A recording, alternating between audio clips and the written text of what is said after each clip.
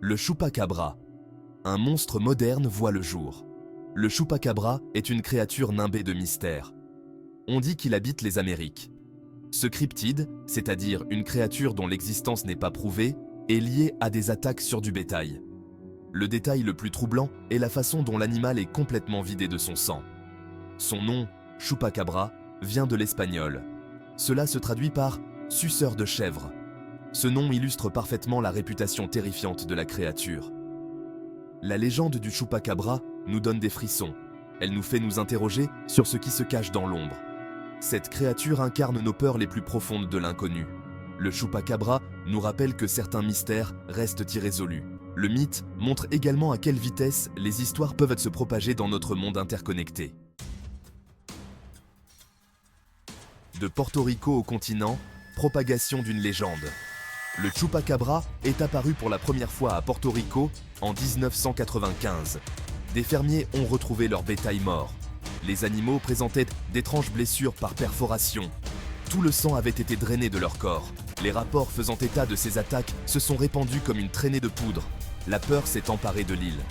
Le mystérieux assaillant a rapidement été surnommé le chupacabra. Bientôt, des observations ont été signalées dans d'autres endroits. Des habitants de la République dominicaine, du Mexique et des États-Unis ont affirmé avoir rencontré la bête. Chaque nouveau rapport alimentait la légende grandissante du chupacabra. La créature est devenue un phénomène mondial. L'histoire du chupacabra s'est répandue rapidement par le biais des médias et du bouche à oreille.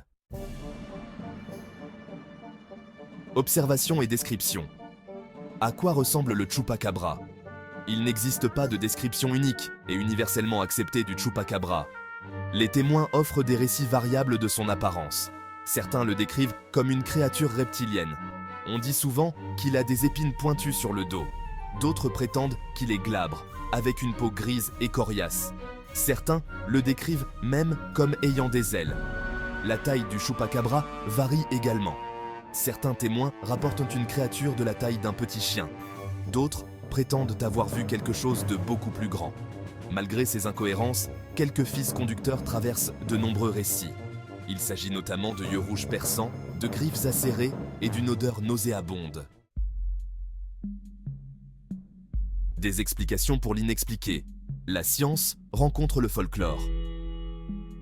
De nombreuses théories tentent d'expliquer le phénomène du chupacabra.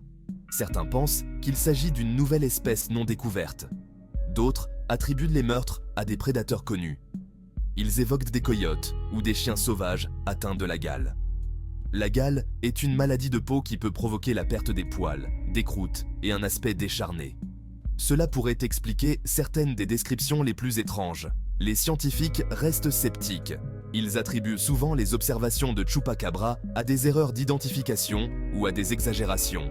Cependant, l'absence d'explication définitive continue d'alimenter les spéculations et l'intrigue. La légende du chupacabra souligne le besoin humain de comprendre et d'expliquer l'inconnu. Le chupacabra parmi nous. La culture pop s'empare d'un mythe. Le chupacabra a transcendé ses origines de légende locale. Il est devenu un phénomène mondial. La créature a captivé l'imagination des gens du monde entier. Son image est apparue sur toutes sortes d'objets, des t-shirts aux tasses à café. Le chupacabra a été mis en scène dans d'innombrables livres, émissions de télévision et films. La popularité de la créature témoigne de notre fascination durable pour les monstres et l'inexpliqué.